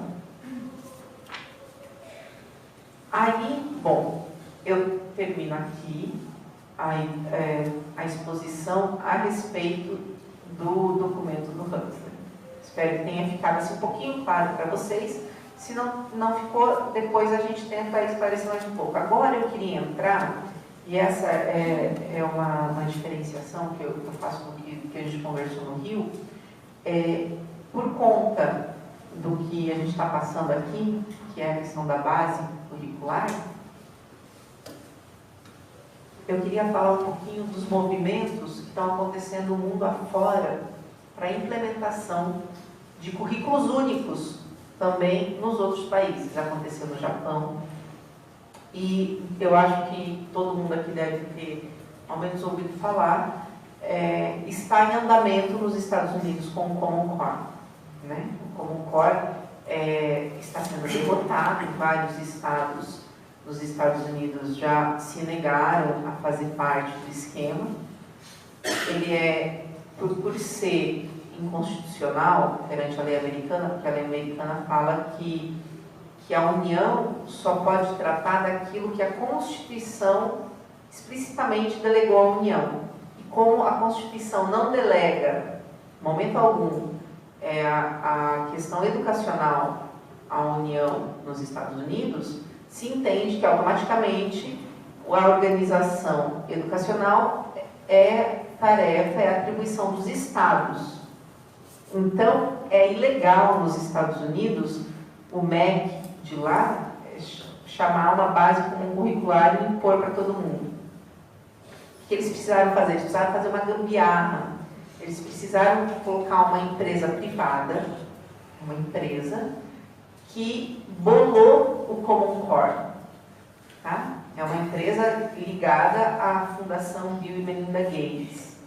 Eles que financiaram toda essa brincadeira lá nos Estados Unidos. E aí o que aconteceu? Vocês lembram daqueles como eu falei, a União não tem o poder de obrigar, né? Ela não pode obrigar o estado do Texas, o estado da Califórnia a adotar, porque é inconstitucional fazer essa obrigação. Então, o que eles fizeram? Eles colocaram em contratos de crédito entre esses entes federados a necessidade da inclusão de tal estado no programa do Common Core. Eu acho que vocês lembram daquele, eu acho que era o TARP, era um dos programas, um dos primeiros programas do Obama de crédito aos estados. Era, acho que para dar no âmbito da recuperação da indústria ou dos... Eu não lembro direito qual era a grande questão. Eu sei que lá, num contrato de empréstimo que a União, que o governo federal americano faria aos estados, estava a cláusula de que para poder pegar aquele dinheiro, então você tinha que fazer parte daquele Common Core que estava lá com aquela tal instituição. Olha toda a artimanha jurídica que eles precisavam fazer para poder amarrar. Claro, quando veio à tona, quando as pessoas foram aos poucos percebendo tudo que estava acontecendo, e também eu não estou aqui para falar do Common Core, e que daria assim horas e horas para a gente poder, tem muita coisa a respeito disso na internet e nos documentos, mas enfim, os estados conseguiram se ver livres. Vários estados abandonaram o Common Core e têm abandonado cada vez mais. Principalmente porque pessoas como nós foram lá durante as eleições e assim virou bandeira. Todo mundo que queria se eleger falava que ia tirar o Common Core. Virou assunto discutido em eleição estadual. Então eles conseguiram tirar. Mas eu queria mostrar para vocês, só falei do Common Core como um dos principais esforços deles para controlar esse sistema educacional americano, a menina dos olhos. Imagina se eles conseguem. O que freia hoje a ONU de conseguir esses intentos totalitários dela? A existência dos Estados Unidos. A UE, a União Europeia, vai aplaudir, vai adorar que venha, sabe? Eles são todos burocratas. Sei lá, você nasce europeu, parece que hoje você nasce já um burocratazinho. A UE não vai fazer nada. A América Latina, gente, não dá para esperar, né? De onde menos se espera, é dali que não tem nada mesmo. Os Estados Unidos e o patriotismo e as forças conservadoras, não republicanas, que há muito republicano que é para a ONU, mas as forças conservadoras de lá é que estão segurando a bronca e não deixando essas coisas acontecerem, né? Não deixando assim a ONU exercitar seus poderes, seus músculos. Enfim, perderam lá, não conseguiram. Prêmio de consolação, talvez, vieram para o Brasil, né? E aqui eu acho que a gente tem que tentar barrar também.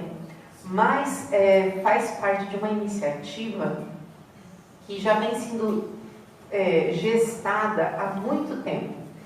E hoje, aqui, de uma maneira especial, eu queria mostrar para vocês algumas coisas a respeito de um senhor. Esse aqui, ó, é o Robert Miller. Ele faleceu em 2010. Peguem digite o nome dele, o Robert Miller UN, depois no YouTube, para vocês verem, tem vários vídeos dele.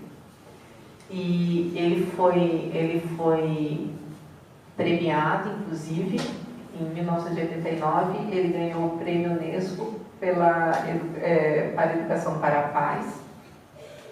Que interessante. Quem fazia parte do júri, entre outras pessoas, o Desmond Tutu, sabe, o arcebispo ligado ao The Elders.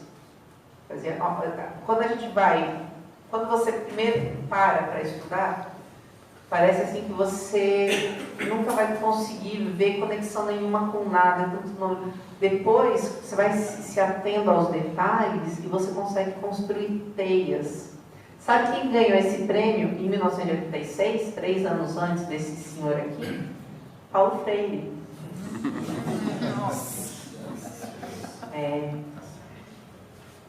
E ele era um alfandegário da Unesco, trabalhou a vida dele inteira lá.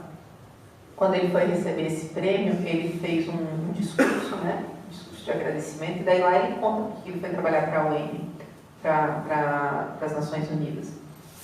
Ele nasceu naquela região da Alsácia-Lorena, sabe? Está sempre em disputa ali, tanto pela Alemanha quanto pela França. E aí ele fala que o sonho dele era ver aquelas fronteiras caírem. Né? Então você vê que ele não quer pelo Estado Nacional, pelo Estado-nação. E aí ele fala que ele foi trabalhar e que trabalhou a vida inteira lá. E ele é o criador daquilo que se chama de Global Education. Ele criou um negócio chamado World Core Curriculum, um currículo mundial. E aí eu não vou entrar na obra dele, porque senão não vai dar tempo mesmo, o Rodrigo vai expulsar a gente daqui, mas eu gostaria de pontuar só para vocês perceberem, sabe, só para vocês pegarem assim o andar da carruagem, algumas coisinhas que ele falou coisa boba, nesse discurso de agradecimento do prêmio dele em 1989. É só isso que eu vou mostrar para vocês. Ele fala assim que os meios de comunicação dele, ele vai falando dos sonhos, é uma coisa assim, é uma coisa meio brega, sabe? I have a dream, parece que ele tenta emular alguma coisa assim. Daí, dos sonhos que ele tem. Ele vai enumerando, num sonho que eu enumerei, falava, sonho número 7, sonho número 8, sonho número... Daí, o número 7, para vocês terem uma ideia, é esse daqui. Que os meios de comunicação que têm um papel importante como educadores seguirá o exemplo de Ted Turner, de 1989, ele falou isso daqui, tá? É só o fulaninho da fake news. E irá informar, ensinar, ilustrar e fazer o público participar na construção de um mundo melhor. Em particular, olha lá, ai, que coisa meiga, é imperativo. Oi? É imperativo. Acho assim, né? Ai, eu tenho um sonho que seja imperativo. Meu filho, né? Assim, não, as coisas não casam. Eu tenho um sonho que eu possa marchar sobre Roma com camisas negras, as coisas perde um pouco até essa singeleza. Ele começa falando dos pássaros, é imperativo que informem o público do mundo a respeito das realizações e trabalho construtivo do sistema das Nações Unidas. Aí ele continua: eu sonho que um progresso substancial dos brinquedos pacíficos e aplaudo o recente acordo entre o governo da Suécia e fabricantes de brinquedos. Ai, gente, desculpa, tá um deles, eu fiz hoje isso daqui. Daquele país que não mais produzirão e venderão brinquedos de guerra e violência, porque o instituto dele, o Instituto pela Educação, pela Paz, uma coisa assim, ele trabalhou muito na Suécia. Aliás, esse senhor, ele foi organizador da primeira conferência sobre clima que se deu na Suécia, em Estocolmo, em 1972. E depois, lá pelas tantas, na obra dele, ele vai falar do que ele espera que aconteça nos 20 anos, que seria a Expo 92 aqui, né? Então, ele tem, assim, um trabalho, muita coisa que ele desenvolveu na Suécia.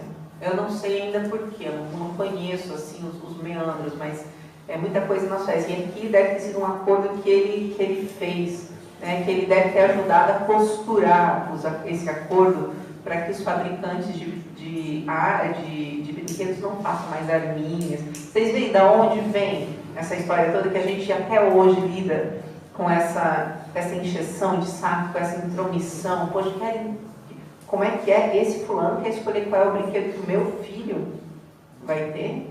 Tá? A fulaninha do Instituto Alana quer escolher qual é o brinquedo que o meu filho vai ter ou não? Então, vocês veem que é desse pessoal que vai saindo essas ideias, tá?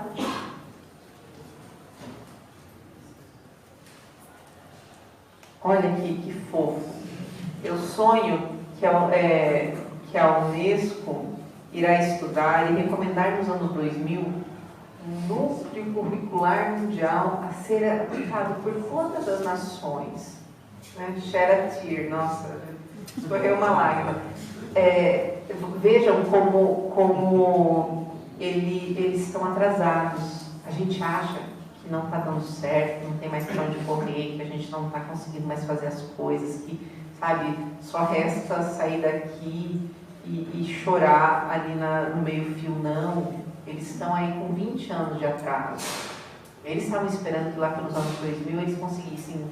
Então, 20 anos e a gente está aqui conversando, se informando e pensando no que fazer politicamente para não deixar essas coisas acontecerem. Perderam os Estados Unidos. Eles estão longe de atingir essa meta, que não significa que eles vão jogar a toalha. Sabe? É assim, imaginem 2 pugilistas no ringue, sabe? Quem se render, os 2 estão batendo, quem se render não é quem bate mais, é quem aguenta mais, entendeu? Quem aguentar mais, quem ficar primeiro perde. Então, a gente não pode se render. É isso, porque eles estão aqui, ó, anos 2000, não rolou, não aconteceu. Eles estão trabalhando, estão tentando implementar, mas não deu, 20 anos de atraso, sabe? Aí ele continua também: eu sonho que a Unesco irá estudar, eu sonho que todos os livros, manuais e professores de história incluam ao menos um capítulo final sobre a ONU, o que raramente acontece hoje. Aí, e essa foi uma objeção que me foi apresentada. Poxa, Fernanda, mas será que o Huxley, tudo aquilo ele entende? Nossa, não, aquele cara falou muita coisa errada. Poxa, mas será que o pessoal da Unesco ainda pensa assim? Né? Às vezes foi uma fase negra da instituição, passou e bola para frente ou o que segue. Não. Né? Eu entendo, porque às vezes a pessoa, de boa intenção, você pensa assim: não é possível que esse povo continue com uma mentalidade assim. Só que aí você vai ver que esse fulaninho aqui que tentou fazer um discursinho à la Martin Luther King, ele cita o trabalho do Huxley. Você vê que ele se reporta, sabe? Ele se entende parte dessa tradição, desse trabalho. Ele fala aqui: e já que é na mente dos homens que as guerras começam, como é sublinhado na Constituição da Unesco, é na Unesco e nas escolas do mundo que o fim dos começos de todas as guerras deve ser feito. O fim do começo, não vai ter nem começo de guerra, a gente vai acabar com essa ideia de Estado-nação na cabeça das crianças.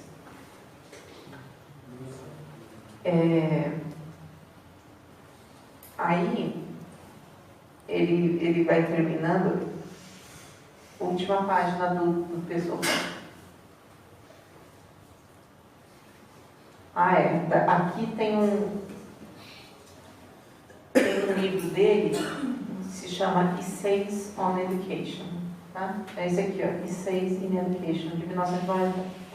E ele cita, eu peguei e fiz um print screen para mostrar, porque às vezes a pessoa fala, será que é verdade? É verdade, está aqui.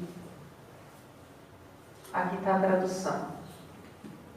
Eu vou ler para vocês, está aqui. Para além dos tumultos, das divisões e perplexidades de nosso tempo, a humanidade está lentamente encontrando seus caminhos, seus limites e seus novos códigos de comportamento, que irão abarcar todas as raças, nações, religiões e ideologias.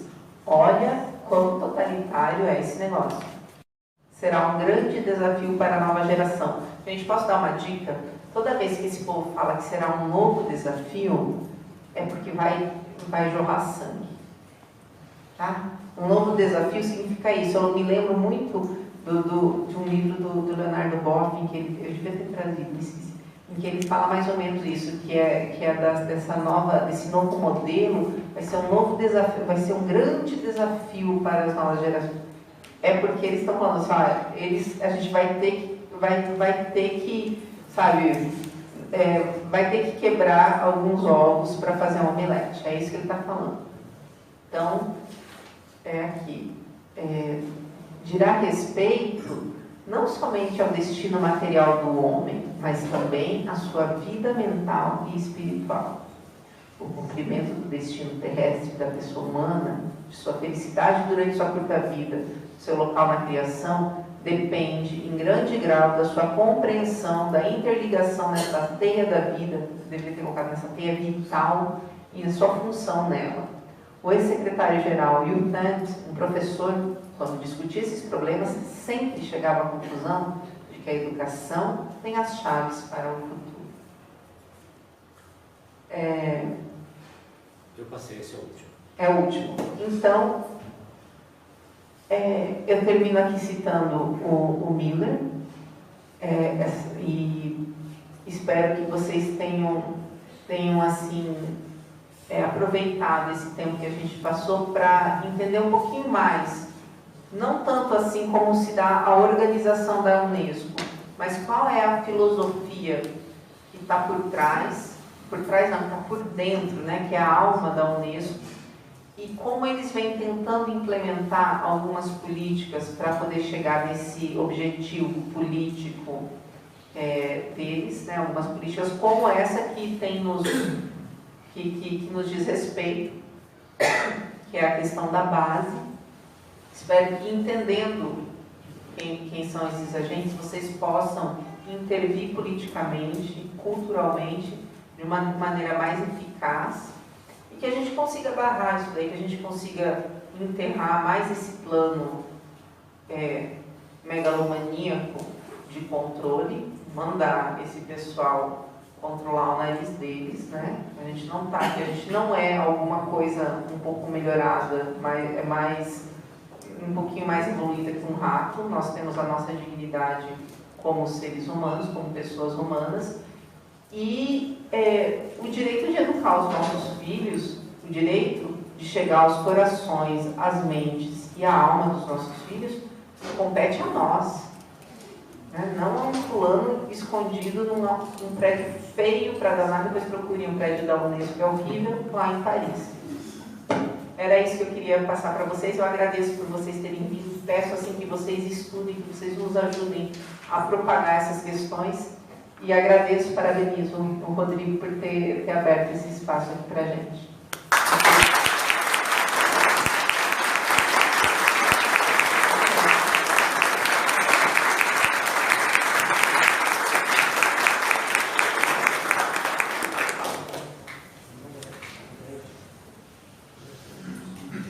Bom, vamos abrir para as perguntas. Quem quiser, pega o microfone aqui com o Décio. Faz a pergunta que é mais fácil, né? Boa noite, professora. Em primeiro lugar, queria agradecer essa informação toda que você nos trouxe. Eu estou chocado com isso que eu vi aqui. Eu estou me sentindo vilipendiado, entendeu? Porque as pessoas que escreveram isso deveriam estar lá em Nuremberg, sendo julgadas também. E eu não sei como um negócio desse escapa da percepção da maioria, principalmente dos meios de comunicação, né? Eu queria, sei lá, eu quero colaborar com isso para a gente denunciar esse crime, esse verdadeiro crime. Se eu pudesse ir lá pegar o cara agora, um já morreu, o outro já morreu também, né? Mas agradeço profundamente essa informação que você nos trouxe. Obrigado.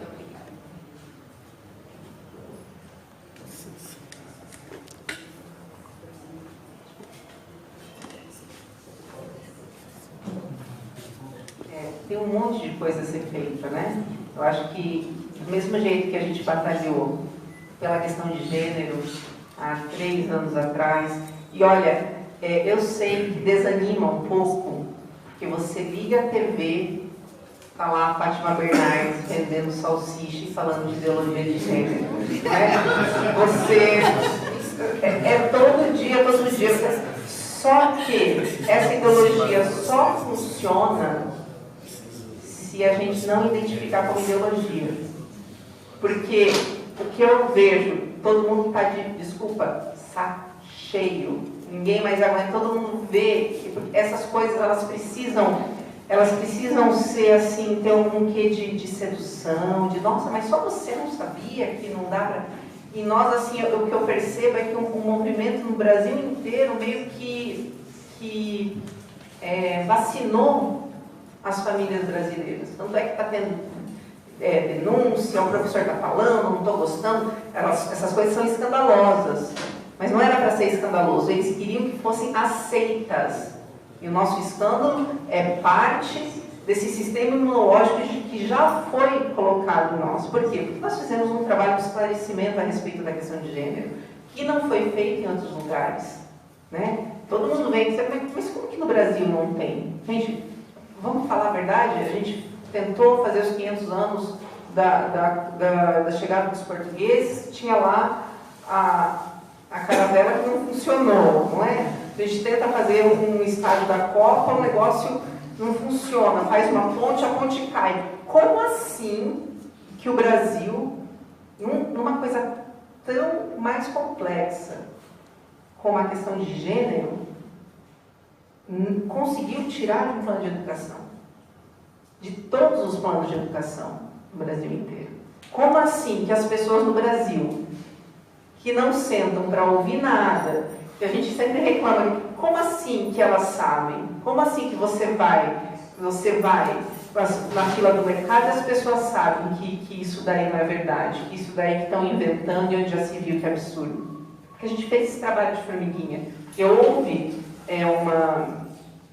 um susto, a gente não foi ativista no sentido de sair fazendo qualquer coisa, a gente pensou, estudou, falou assim, não, a verdade se impõe. A gente precisa esclarecer as pessoas. Uma vez esclarecidas, elas vão naturalmente rechaçar essa questão. E foi assim no Brasil inteiro.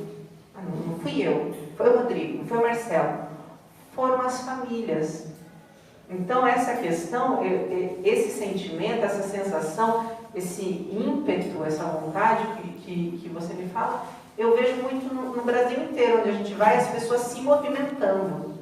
A gente só não pode piscar, como eu falei, sabe? Não pode desistir, não pode retroceder, como falou lá, e é urgente ter paciência. Então, uma coisa por vez, a gente vai conversando com as pessoas, vai falando, vai entendendo, vai mostrando. As ferramentas estão aí, o Facebook, a internet, as pessoas estão correndo o Brasil inteiro para falar sobre essas questões. Tem pessoas alertando, as famílias estão pedindo, estão questionando.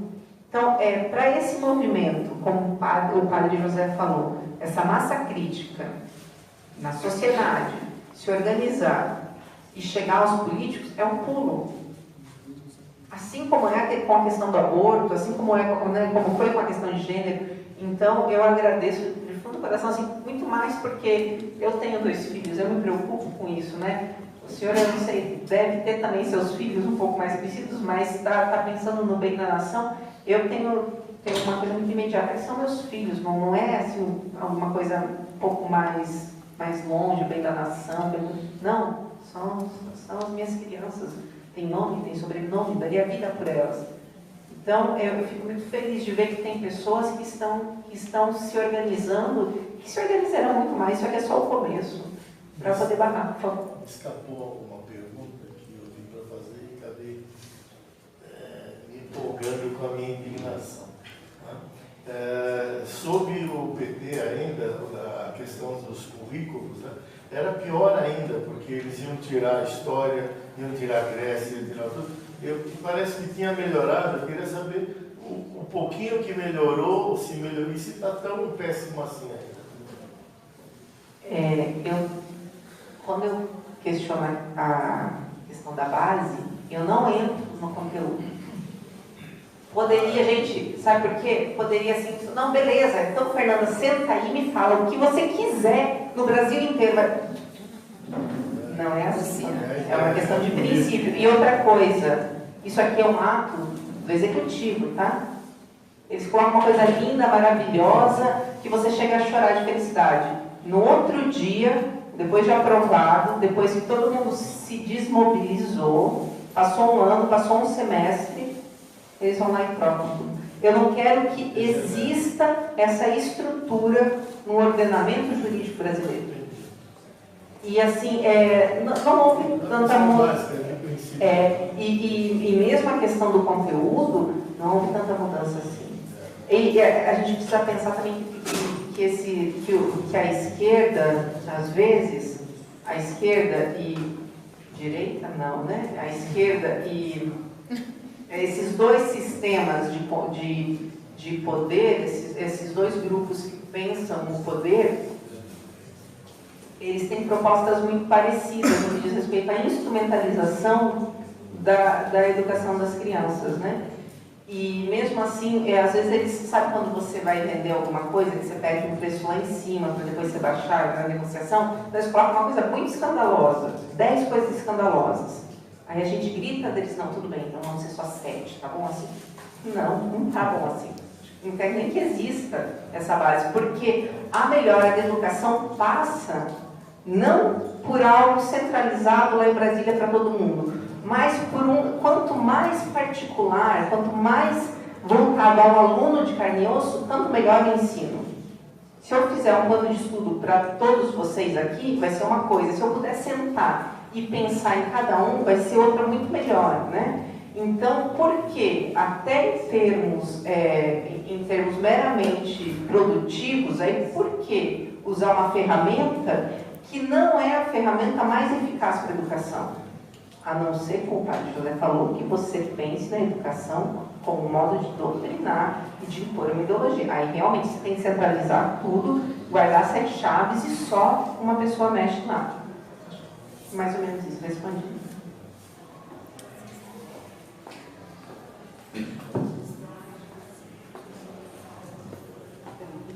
Boa noite. Eu queria agradecer a paróquia, primeiro, por receber a comunidade, né, que eu nem sou da paróquia, porque de civil. Então, e dar parabéns pelo trabalho de todo mundo, né, que está de boa vontade fazendo esse trabalho aqui e ouvindo. Então, a primeira coisa é que eu concordo que você que não negocia com terrorista, porque eles não têm compromisso com a gente de manter a palavra, né? A segunda, eu acho que já acontece uma eugenia, porque as pessoas que morrem, 60 mil por ano, são de famílias mortas por aquelas desestruturadas, né? E as dúvidas, na verdade, são assim, uma dúvida aí, se você puder comentar. A primeira coisa é assim,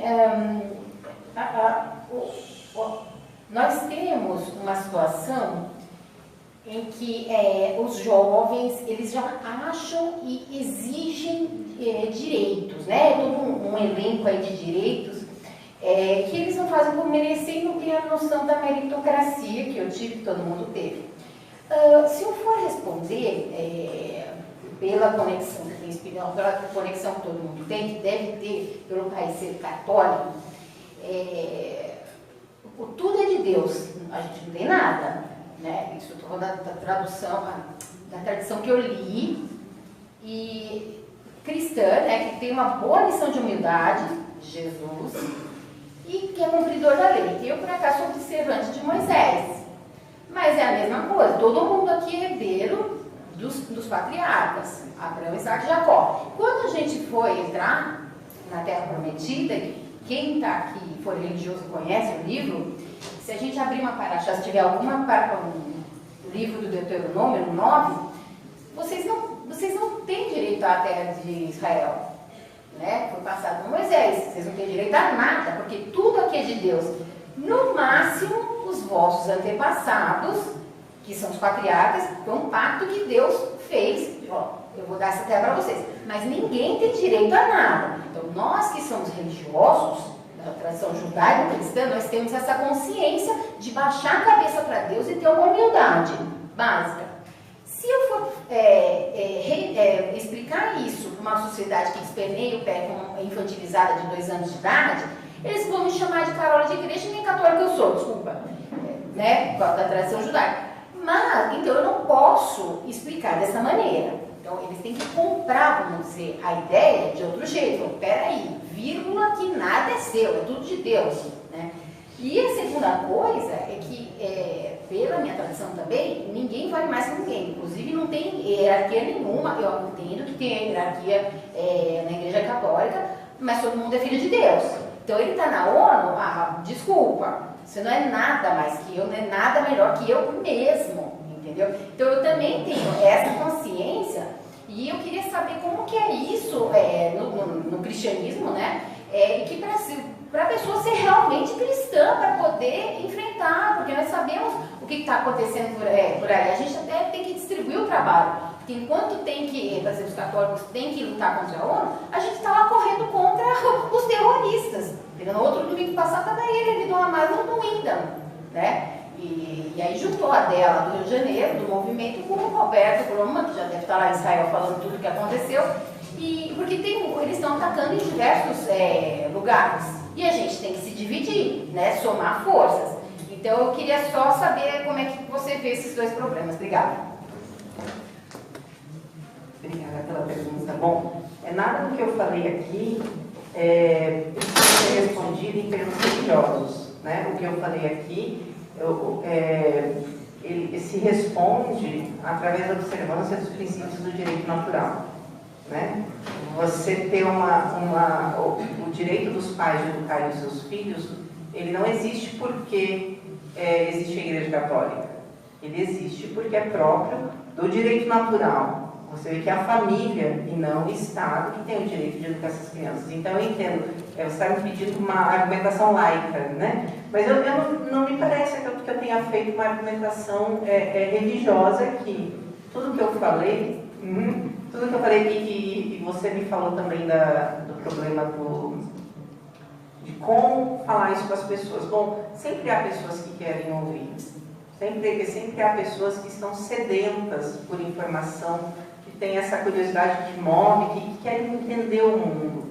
Então, procure esses espaços. Eu não sei como conversar com crianças birrentas, as minhas não são birrentas, graças a Deus, então eu não preciso, né? Eu sei, meus filhos são um pouco, se comportam melhor do que eles, mas justamente eu não sei, vai ser uma grande batalha, porque eu faço com uma sociedade que vive como se fosse adolescente. Também, entre outras coisas, esses agentes provocam esse tipo de infantilização, né? Não cabe aqui falar, mas a gente vai aos poucos, um por um. Sempre tem pessoas assim que estão desordenadas, mas que estão procurando uma luz, um fio da meada para poder ordenar, a partir da observância de alguma verdade, ordenar a sua própria vida. Então, aos poucos eu acho que a gente vai atingindo. Há um movimento de jovens, é bom que se fale isso, que tem acompanhado essas questões. O movimento pró-vida tem muita gente jovem, sabe? Menininhos assim de 18, 19 anos, 17 anos, mal tem barba no rosto e estão lá, militando pela vida. Então, se tem aqueles caras de 50 anos de idade que ainda não entendem o que estão fazendo aqui, que não querem nem defender a sua impunidade, né? Porque no fundo, a gente está defendendo a nossa pele aqui, né? Tentando se livrar de mais um aparato totalitário que está ali à espreita, né? Esperando a gente arrefecer para dar o bote. Se tem pessoas que não conseguem perceber que diz respeito a elas, a defesa da liberdade, o que a gente pode fazer? Trabalhar dobrado, né? Para defender por nós e por elas também. Que é isso?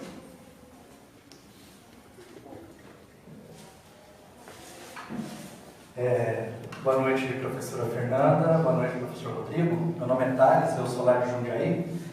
Eu tenho 3 questionamentos. 2 são bem técnicos, então acho que você vai responder rapidamente, um pouco mais conceitual. De tudo que você exibiu para nós hoje, como está a Unesco hoje? Ela sente que ela está perdendo? Ou ela está de vento em popa e ninguém está segurando ela ainda? Ou nós estamos empatados nessa briga?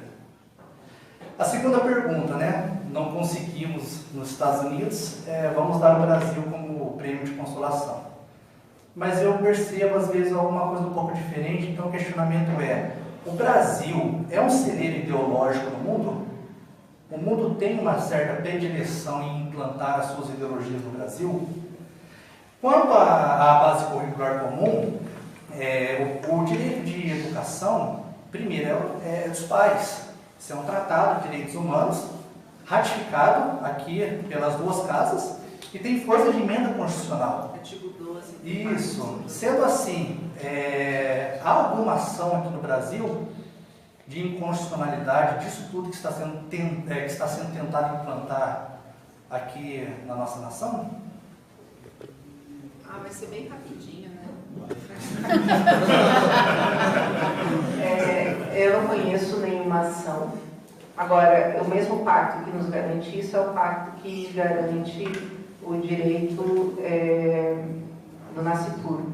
Então, a gente sabe que eles passam por cima e não fazem de conta que não é com eles. Por isso, me parece que, claro, é preciso tentar ganhar também a batalha no campo jurídico, mas, sobretudo, cultural e político, né? O que a gente tem feito agora. Eu acho temerário, de repente, eu falo assim, eu tenho um pacto que me garante, o artigo 12 do Pacto de São José da Costa Rica, me garante o direito de educar meus filhos, então eu não vou fazer nada, porque, afinal de contas, está lá garantido. A gente é o país das leis que não pegam, né? Então, e ainda mais com um judiciário. Mas a partir dele caberia. E eu acho que deveria ser feito também. De constitucionalidade. Exato. E agora você falou também da Unesco. Aí seria um outro momento para a gente conversar, porque há uma divisão. Quando a gente estuda a ONU, a ONU não é aquela coisa assim bonita, harmônica.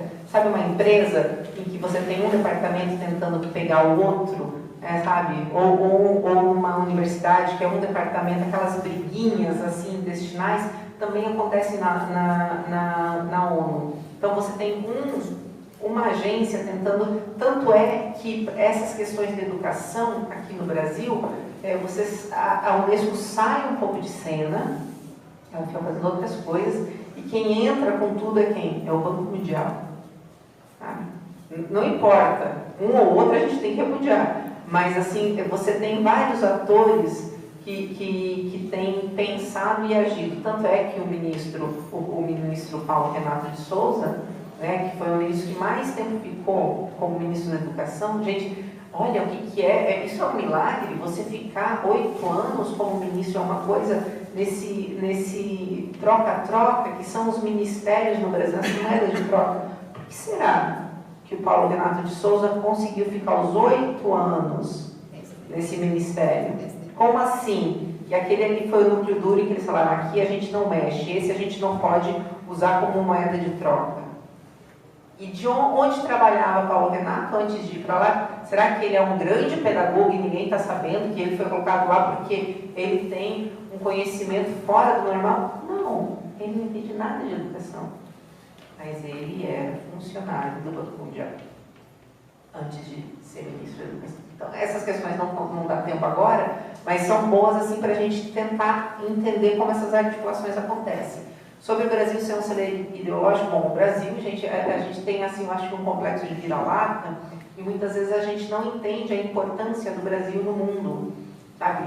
É um território muito grande, tem muita população, 200 milhões, não é brincadeira. A Alemanha, e ao contrário do que eles pensam, de que eles veem a população como algo ruim, a gente entende que população, mesmo pensando em termos estratégicos, é uma grande moeda, é um grande capital, entre aspas, de recursos estratégicos para a nação. Israel que o diga. Israel sabe que cada cabeça conta. E eles sabem também, porque eles têm feito na Europa campanhas de natalidade. A Rússia tem feito campanhas pró-natalistas, porque entendeu que a Rússia vai acabar. A China vai acabar. Eu não me preocupo assim a longo prazo tanto com a China, porque a China continua pobre e ela vai morrer pobre e ela já acabou. Foi um tiro no pé tão grande a política de filho único que você tem uma desestrutura demográfica tão grande que aquilo ali já era. Vai envelhecer antes de se tornar um problema para a gente. Sabe? Vai fazer me incomodar muito, mas não vai ser alguma coisa assim que uma nova potência. Não vai, eu acho que não vai dar certo. Só que quando a gente olha o Brasil com essas lentes, a gente entende a importância do Brasil. Sabe? Tanto assim de neutralizar, tipo, esse daí pode ser um potencial inimigo, neutraliza, quanto de, entre aspas, colonizar também, né? Então eu acho que é isso. E eles vão onde eles puderem ir. Então, não puderem ir nos Estados Unidos, viriam para cá mesmo que tivesse conseguido lá. Então aqui resta a gente aqui também segurar a bronca para não deixar as coisas acontecerem. Só mais uma coisa, esse documento, ele vige ainda na ele chega no site lá, você acha? No site não sai, não tem, não. Mas Não ele é o documento que pariu, né? Foi a partir desse documento, da leitura desse texto base, que eles refletiram e pensaram e propuseram a Constituição da Unesco.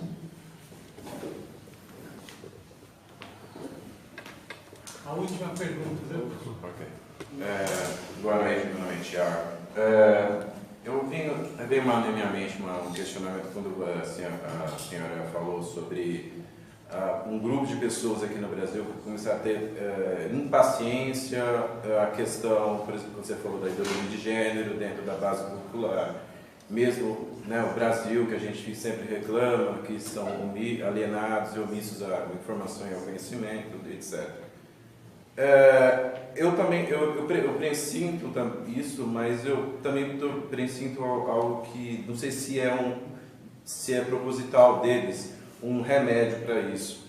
É o seguinte: eu vejo as pessoas assim, eu penso de uma forma, mas eu não socializo essa forma que eu penso devido ao politicamente correto. Então eu acabo sendo induzido a relativar o meu pensamento para me adequar a uma sociedade, porque a gente tem somos humanos e temos precisamos ser social, participar de algo, mesmo que seja artificial e projetado há décadas e décadas atrás. Será que essa volúpia contra a agenda da Unesco, essa politicamente correta, não seja um remédio da Unesco, de outros órgãos, para começar a abafar essa impaciência de um bloco de sociedade? É a polícia do pensamento, né? Politicamente correto é isso. É mais um porrete deles para ter feito aqueles ratinhos que tentam pegar comida e levam um choque, né? Politicamente correto é mais ou menos isso. Você falou de ativistas, né? Eu não acho que assim seja, que você precise necessariamente não fazer coisas. Eu acho que você precisa fazer coisas muito bem pensadas, né? De repente eu dei a impressão de que eu falei que não deveria ir para a rua, não deveria fazer protesto, sim, mas de repente a pessoa pensa que é isso. Eu falo que não, que só deve conversar. Gente, eu fui para a rua, quando eu vou para Brasília, a gente está lá enchendo a comissão. O que eu queria dizer, na verdade, é que você precisa fazer, seja lá o que for, mas precisa ser muito bem pensado. Não pode assim, chegou a primeira coisa que vem. Não, para a gente conseguir colher os frutos, a gente precisa pensar muito bem em qual é estrategicamente a melhor ação a ser executada. É isso que eu me referi. E você falou do politicamente correto como uma maneira de silenciar as pessoas que eventualmente percebam essas coisas que não consigam nenhum espaço para falar.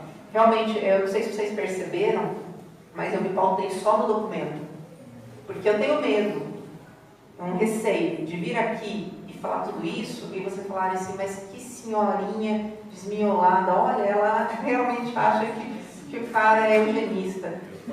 Então, exato, estou cansada de ser chamada de teórica da conspiração. Então, eu me ative muito ao documento justamente para mostrar, está aqui, ipsis literis, está aqui, está falado.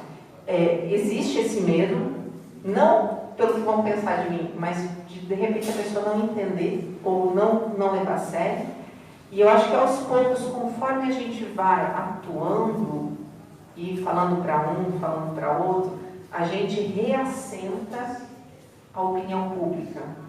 Sabe, reassentar? Sabe quando você mistura areia aqui, aí você deixa um tempo paradinho, daí ela vai descer aqui e vai mudar, né? Então o que a gente tem que fazer, me parece que é inoculando essas coisas aos poucos. Se eu comprar um horário em rede nacional, ficar 3 horas falando na TV tudo isso daqui, no outro dia ninguém vai ter me levado a sério.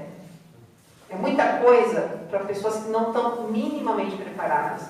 Eu agradeço, inclusive, o voto de confiança de vocês por terem vindo aqui me ouvir. Então, é uma primeira coisa. Eu mostrei o documento, a gente conversou a respeito, vocês vão aos poucos conversando com outras pessoas, mostrando, leva tempo. Eu já vi pessoas que, assim, no primeiro, no segundo, no 10º momento, elas ainda estão, poxa, mas será? Depois de repente, 1 ano conversando com aquela pessoa, conversando, não, sabe, tocando terror, nem nada, conversando, é que a pessoa começa a enxergar, porque está tão, realmente, me parece tão fora da realidade as coisas que a gente está falando. O padre Paulo Ricardo fala que o peixe que está na água, ele não sabe que a água existe. Então, uma maneira de quebrar essas barreiras é ir aos poucos mostrando para as pessoas e reunindo assim com pessoas que conheçam, que entendam, que confiem, né, se confiem mutuamente, para a gente poder mudar a percepção das pessoas em relação a essa questão. Eu não falei, já estou terminando, Rodrigo, mas é muito interessante, década de 80, nos Estados Unidos, a hoje-dia a música era tão grande que os Estados Unidos suspendeu a sua participação na Unesco. Vocês já pensaram? I Have a Dream? Já pensou? O Brasil, não, estou de boas de Unesco, pode. Chamado Reagan. Então, foi com o Reagan. Vai saber, se se não, a gente não está hoje aqui trabalhando para que daqui 10 anos, 15 anos, a gente repudiar, falar, não, traz esses embaixadores de volta, não queremos esse pessoal aqui. O Netanyahu chamou de circo na cara deles. Pois é, vai saber, né? Começa assim, fazendo palestras para o professor Rodrigo aqui na Santa Generosa. Eu agradeço mais uma vez, viu, a participação, a paciência de todo mundo. Eu espero que tenha sido útil para vocês.